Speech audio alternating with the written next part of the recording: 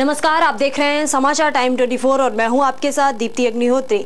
आपका स्वागत है हमारे खास प्रोग्राम यूपी स्पेशल में। विचार दल व चेहरे की स्थापित परंपरा से चुनावी प्रबंधकों के दौर में दाखिल सियासत की भाषा अखिलेश यादव को समाजवादी पार्टी का मुख्य ब्रांड ठहराती है। समाजवादी परिवार में 12 सितंबर से नवंबर के दूसरे पखवाड़े तक चला बवंडर शांत भले दिख रहा हो, मगर आग ठंडी नहीं हुई है। परिवार के सदस्य पार्टी से मिले अधिकार का हवाला देकर फैसले ले रहे हैं। राजनीतिक हलकों में इसे सियासी विसात पर शतरंजी चाल के रूप में देखा जा रहा है।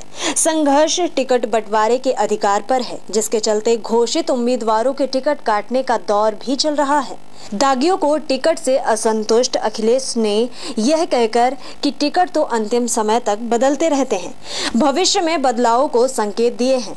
एक हफ्ते पूर्व प्रदेश अध्यक्ष शिवपाल सिंह यादव ने 23 प्रत्याशियों की सूची जारी की, जिसमें दागी अतीक अहमद, पूर्व मंत्री अमरमणि त्रिपाठी की हत्या आरोपित बेटे अमनमणि त्रिपाठी व बाहुबली मुख्तार अंसारी के भाई शिगबतुल्ला का नाम शामिल था।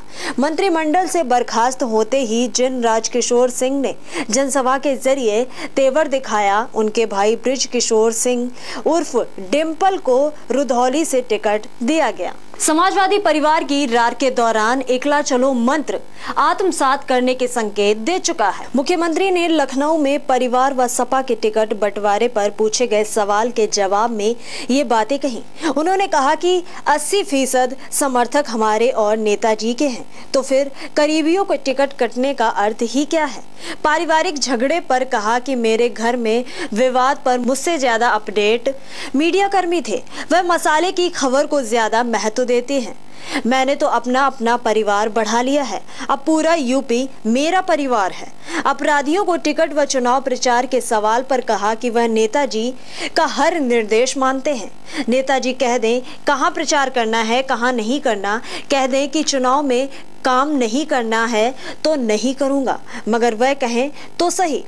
पहले ही कहा है कि जो भी प्रत्याशी प्रचार के लिए बुलाएगा उसके यहाँ जाएंगे। प्रत्याशी तो सभी समाजवादी पार्टी के होंगे। मुख्यमंत्री ने कहा कि मुझे खुशी है कि प्रदेश की तरक्की की चर्चा दूर दूर तक है। जो एक्सप्रेस वे बनाया है उस पर बहस हो सकती है, लेकिन वह तरक्की और खुशहाली लाएगी। कहा कि जिसे प्रधानमंत्री बनना है वह यूपी आए, यहाँ आकर काम करे। समाजवादी होने के बाद भी नोएडा न जाने के सवाल पर अखिलेश ने कहा, मैं 2017 में सरकार बनाने के बाद नोएडा जरूर जाऊंगा।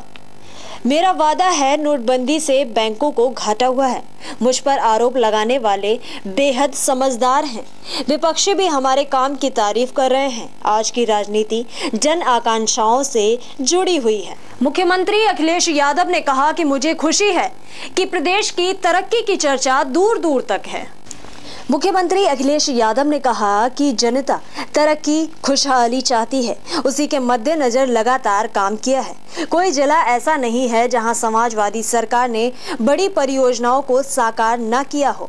बलिया, गाजीपुर, मऊ, आजमगढ़ जैसे पिछड़े जिलों में भी विकास बयार पहुंची है। इसीलिए काम बोलता है। समाजवादियों का नारा भी है। विरोधी दलों की जनप्रतिनिधि स्वीकार करते हैं कि वर्तमान राज्य सरकार द्वारा बड़े पैमाने पर विकास कार्य कराए गए हैं। आगामी विधानसभा चुनाव में समाजवादी अपनी उपलब्धियों को लेकर जनता के बीच में जाएंगे। गुरुवार शाम इसी कार्यक्रम में हिस्सा लेने पहुंचे सपा के प्रदेश अध्यक्ष शिवपाल यादव ने कहा कि प्रधानमंत्री नरेंद्र मोदी के नोटबंदी के फैसले ने हमारे परिवार में एका करा दिया, मगर जनता लंबी लाइनों में खड़ी हो गई है। किसान परेशान हैं। समाजवादी पार्टी के कैबिनेट मंत्री आजम खां एक बार फिर अखिलेश यादव की परेशानी का सबब बन गए हैं। राज्यपाल राम नाईक ने हाल ही में आजम के बयान को अमर्यादित और दायित्वहीन की संज्ञा दी है। साथ ही उनके बयान को मंत्रिमंडल का सामूहिक उत्तरदायित्व से जोड़ते हुए मुख्यमंत्री से उसका तत्काल संज्ञान लेने को कहा है। अखिलेश को 2 पन्नों के भेजे गए पत्र में नाइक ने लिखा है कि आजम ने 9 दिसंबर को सार्वजनिक रूप से कहा है कि राजभवन में अपराधियों, डकैतों, गुंडों व हिस्ट्री शीटरों को संरक्षण व आश्रय दिया जा रहा है। उन्होंने ये दोषारोपण कांग्रेस की रामपुर इकाई के जिला महामंत्री फैजल खान लाला द्वारा राजभवन में मुझसे की गई मुलाकात का उल्लेख करते हुए कही है।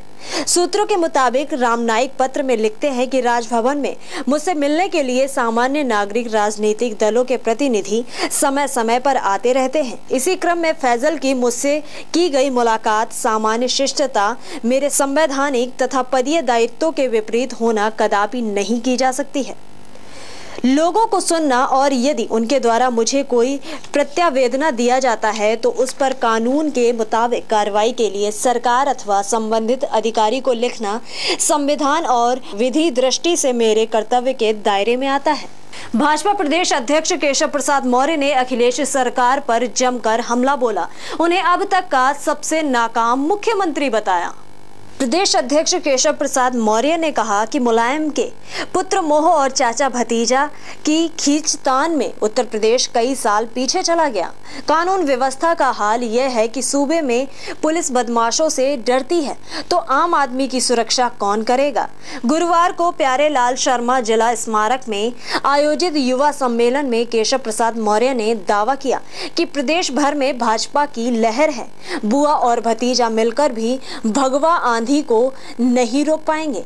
बताया कि 13 राज्यों में भाजपा की सरकार है। आजादी के बाद पहली बार कोई पार्टी गांव के हर शख्स तक पहुंची है। नोटबंदी को ऐतिहासिक फैसला बताते हुए आगाह किया कि मोदी सरकार में कोई भ्रष्टाचारी नहीं बचेगा। काला धन रखने वालों की धड़कनें बढ़ गई हैं। कई राजनीतिक दलों में भारी बेचैनी है।